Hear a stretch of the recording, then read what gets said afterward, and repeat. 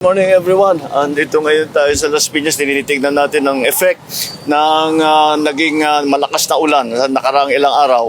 At mabuti naman, tama naman dahil sa binigay kong instruction sa DPWH patuloy yung dredging na ginagawa. Ay mukhang nagkaroon naman ng epekto, hindi ganun kalala ang pagbaba, medyo nabawasan. Dati hanggang dibdib umaabot. Ngayon wala pa, hindi na hanggang kulang pa sa tuhod ang baha. At so effective naman ang ating ginagawa, ngunit alam naman natin kulang pa rin yan. Marami pa rin tayong kailangan gawin dahil itong halimbawa sa dredging, ngayon lang tayo nagde-dredge ulit na tinigil ng moratorium sa dredging for 12 years. So 12 years walang dredging. Kaya pababaw ng pababaw yung mga ilog natin, yung mga spillway natin.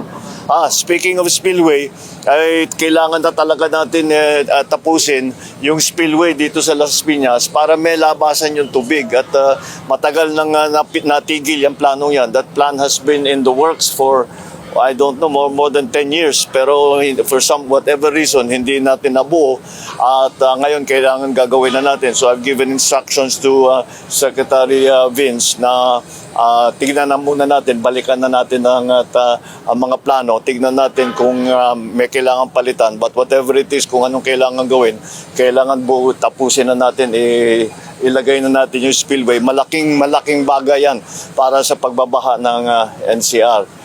Ang isa pang issue na nakita natin na nangyari ay yung nagbabaan yung sa Parañaque lalo ay yung nagbabaan ng ang basura. Nakita ninyo yung mga picture na punong-puno yung kanal, punong-puno ng basura na hindi naman galing sa Parañaque, galing sa ibang lugar yon.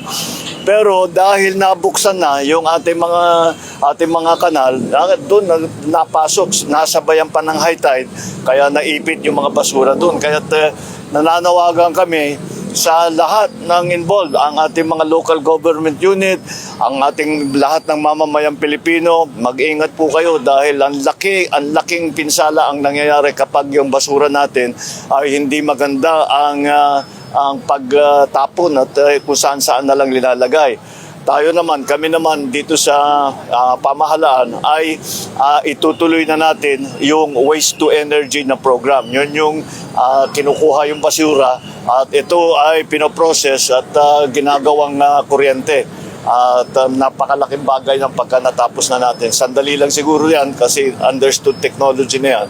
Ngunit patuloy pa rin ang ating mga ginagawa, yung yung ating kontrabaha, yung project natin na gano'n, at patuloy pa rin ang dredging, pati kasama ang LGU. At ang LGU ay nakakasama na rin natin sa dredging at makikita natin ang effect na ito. Kaya kahit may baha pa ng kaunti, ay malaki ang binawas, hindi na ganun kalalim, una-una. Pangalawa, mas mabilis mawala yung tubig dahil nga nabuksan na natin ang ating mga kanal. Patuloy ang ating gagawin nito dahil hindi pa tapos ang trabaho. Marami pa tayong gagawin. Ngunit mukha namang effective yung ating nagawa na nasimulan nitong taon na ito. Hindi natin titigilan hanggang matapos yan. Ang dredging talagang walang tigil yan. Tuloy-tuloy yan. Hanggat magawa natin ng paraan na maipon yung tubig bago pa bumaba. Yun ang yung talagang long-term plan dyan. Kaya patuloy yung ating mga pinaplano para sa flood control. Thank you.